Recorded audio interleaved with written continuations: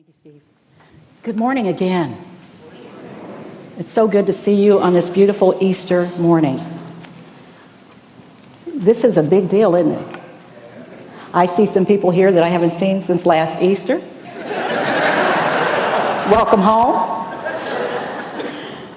You know, after Easter Sunday, the mother of a little boy asked what was the Bible verse about that he learned on Easter in Sunday school. And Jesus said, "Don't worry. Don't worry. You'll get your quilt." And the mother said, "What?" "The teacher taught us, don't worry. Jesus said, you'll get your quilt." "Really?" So she calls up the Sunday school teacher that afternoon. She says, "I'm curious about what my son said you taught in Sunday school this morning, something about a quilt." "Oh," she says, "no." She said, "Jesus says he will send you a comforter."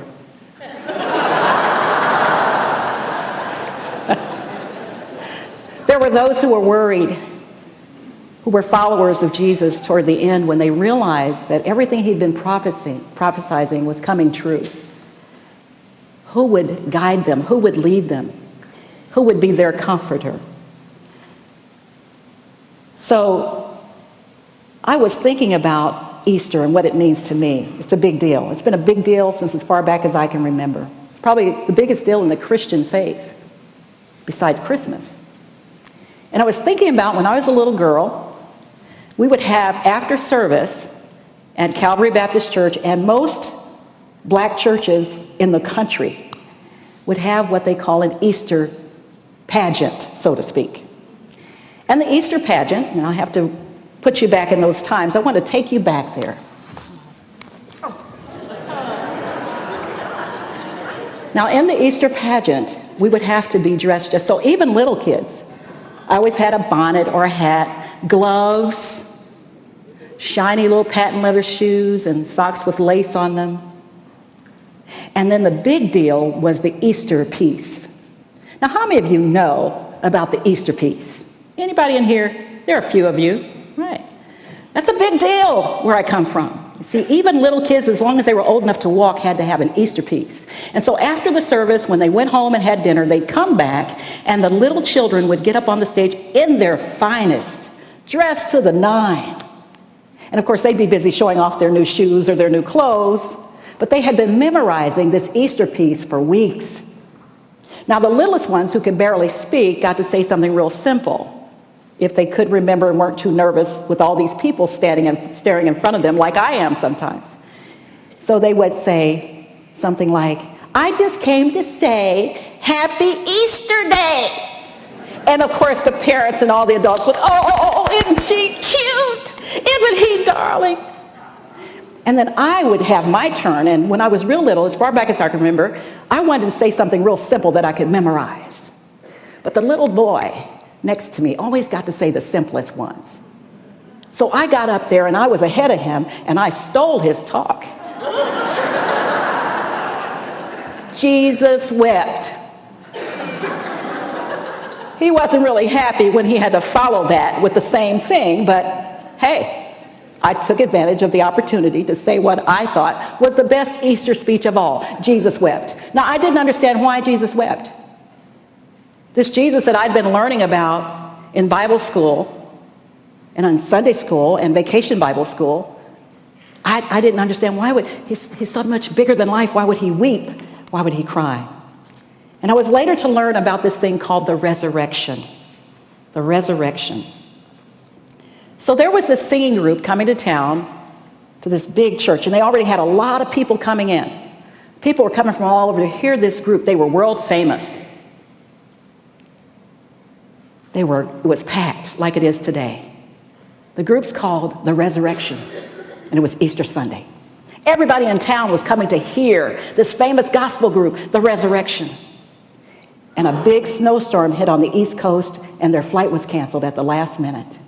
The preacher went out and posted a sign outdoors, "The resurrection has been postponed." Now, we're not postponing the resurrection because it's not about Jesus. It's not about some 2,000 years ago. It's about right here, right now. Resurrection is our time to rise above obstacles and circumstances that have gotten in our way from being all that we are brought here to be, all that we're capable of being. This is our resurrection day, and we claim it. Easter is sort of like a TV drama. Last Sunday was Palm Sunday. Jesus comes riding in on a donkey. They start throwing coats down for the donkey to trot on and waving palm fronds. Hosanna, Hosanna, blessed is he who comes in the name of the Lord. Hosanna meaning save us now. Save us from all this tyranny. Save us from the government. Save us from the Roman rule. Save us from all these bad things that are happening. And they just knew he was the Savior coming to save them from all that. So that was the cliffhanger. He went about his business the following week, did some more healing of the sick and raising of the dead. But then on Thursday, things changed. They went from triumph to tragedy in a matter of a few days. Jesus held a meeting with his closest associates, the disciples, and he said, I'm not going to be here long, but there will be another comforter. Everything I've taught you, you can do also, and even greater works. You don't need to depend on me. I'm going to the Father. The Father is in me, and I am in the Father, and there you are also. Now, what is he talking about? He's talking about our DNA, our spiritual DNA. How many of you have ever watched Henry Louis Gates on PBS, Finding Your Roots, right? How many of you have ever gone and looked into your roots? I subscribe to Ancestry DNA. Last year, on my brother's 78th birthday, I talked him into doing it. He did the swab, and we got our lineage. And I was so excited. I couldn't wait to tell Duke, we're related. Well, I'm serious. It says here, Norway, 1%. That means I'm 1/100th of a cousin to Duke. That's why we look so much alike.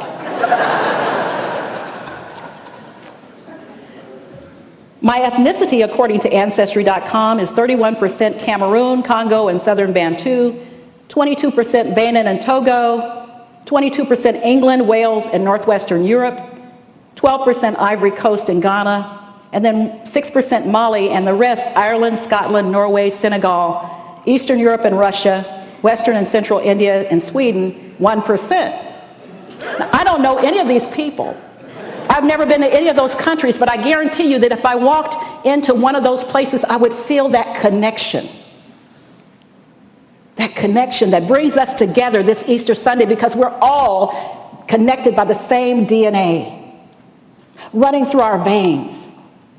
Researchers say that our DNA tells us that we go back 14 generations. I guarantee you we go back to the beginning of time. We are the creation that's spoken of in Genesis. We are brothers and sisters of the Christ. It's our spiritual DNA. Now, you know, psychologists say that certain things happen in our lives and they leave an indelible imprint. Certain things happen and they call it light bulb memory. You'll have something that happens and it just stays there. Sometimes there are things you know nothing about, but there's something about it that just keeps on being raised in your consciousness. Have you ever been somewhere and you thought you'd been there before, but you've never been there before in this lifetime? Have you ever met someone that you just knew you knew, but you really had never met them before in this lifetime? But you feel that instant connection? That's because we all share the same spiritual DNA, going back thousands of years. It's in our blood. I had this experience once where I was in New York for the first time on business, and a friend of mine, a coworker, asked me to stay the weekend because Radio 1 was being purchased by Roberta Flack and some others, and they were having this big concert, and we were just crossing the street at Grand Central Station. Never been there. I was amazed at all these big buildings and people rushing here and there. It was amazing. And I saw this guy from a distance, and I knew him. I knew him. He had to be from Kansas City. Well, you know, they say New Yorkers are kind of a little standoffish. They're too busy. They don't have time for hugs, but I'm from the Midwest with Southern roots. So I went running over to this guy. Hey, I know you. Wait. I'm from Kansas City. I'm actually from Kansas City, Kansas, and I grew up at Dunbar Elementary School, Northeast Junior High School, Sumner High School. Did you go to those schools? No? Oh, I know. We went to the same college. I went to Baker and Avila. Did you go there? Nope. Maybe we work together. I said, I know you. He says, yeah, what's happening? I said, oh, nothing much. My family's doing great. You know, it's my first time in New York. I'm excited. He said, I know. He said, yeah, what's happening? Oh, nothing much. My kids are grown and, you know, I'm near the end of my career. Yeah, what's happening? And finally, I kept trying to figure out, why does he keep saying what's happening? He grabbed me by the shoulders. He says, I played Raj on What's Happening on TV. So, now, that's when I really saw the humor of New York. People were actually crossing the street falling out laughing at me, this little country girl from Kansas City who thinks she knows everybody. But he was in my living room once a week, so, you know, on TV. So do you remember certain people and certain events in your life where you were? When I was a kid in Sunday school, in church, they would often sing about that. Were you there? Were you there when they crucified my Lord? Were you there when they crucified my Lord? Oh, sometimes it causes me to tremble, tremble, tremble. Were you there when they crucified my Lord? Were you there?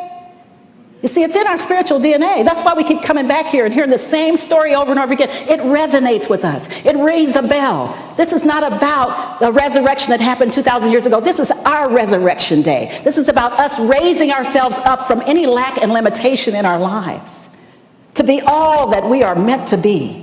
God's whole and perfect children. I remember where I was on November 22nd, 1963. It's a light bulb memory. I was sitting in Miss Harris's 7th grade typing class at Northeast Junior High School. We had just finished lunch. And Mr. Boone, our principal, broke out on the loudspeaker and said, I have some sad news. John F. Kennedy, President of the United States, has just been assassinated. I remember it like it was yesterday. I feel as if I knew him. We are connected by the same DNA. Jesus said, what you do to the least of them, you do to me. What you do for the least of them, you do for me. There was a connection. I remember where I was at 17 on April 4th, 1968. Sitting in front of the television with my mother watching the 6 o'clock news when suddenly an emergency broadcast burst through and the anchor said, I have some sad news. Dr. Martin Luther King Jr. has just been shot as he stood on the balcony of the Lorraine Motel. I remember it like it happened to me. Were you there? Where were you all these times, all these years that you've been hearing the same story over and over? I venture to say because of our common DNA, we have all been there. That's why we keep coming back to hear this drama played out over and over again. And it's a drama of biblical proportions. So I want to ask you, what does this Resurrection Day mean to you? Where are you in your consciousness that brings you here to this place today? What is this lesson for you about this Easter that we keep hearing about and coming back to every year? There's a message for all of us here. We share a common spiritual DNA. We may not look alike. We may not come from the same country. We may not have the same background. But we are all children of the one true God. That's why we keep coming to hear this same old story, as if we're watching a TV drama like It's a Wonderful Life every Christmas. This is our story. This is our rising above. That's what the Easter message is all about. Were you there? Where are you now? This is your story. Whatever you're going through, whatever challenges you're facing, whatever you're praying for, whoever you're praying your intentions for, know that all is in divine order, and every day is an opportunity to resurrect ourselves from anything that may be holding us down. Jesus demonstrated that on the cross. He showed us the way. He said, I am the way, the truth, and the life. He said, anyone comes to the Father must come through me. I am in the Father, and the Father is in me. What does that mean in metaphysics? In unity terms, that means that that's the same DNA. He's telling us right then and there, we have the same DNA. When I go to the Father, you go to the Father.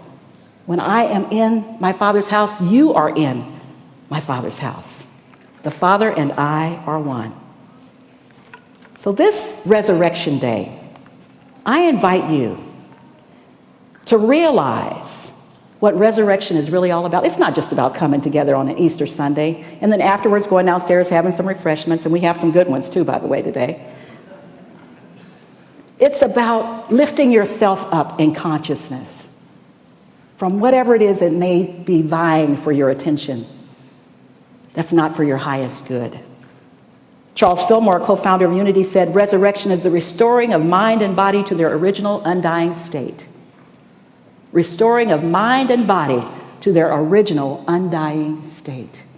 You have the power within you to do that.